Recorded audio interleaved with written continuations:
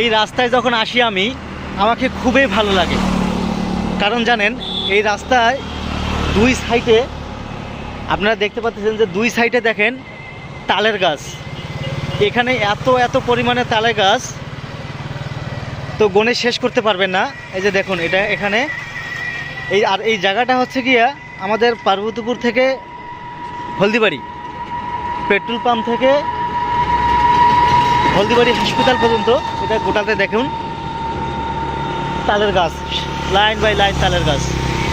এই রাস্তাটা আসলে আমাকে অনেক ভালো লাগে। এই যে দেখুন, আপনাদেরকে দেখাচ্ছি, এই যে দেখুন, এটা পুরা রাস্তাতে দেখুন তালের গাছ,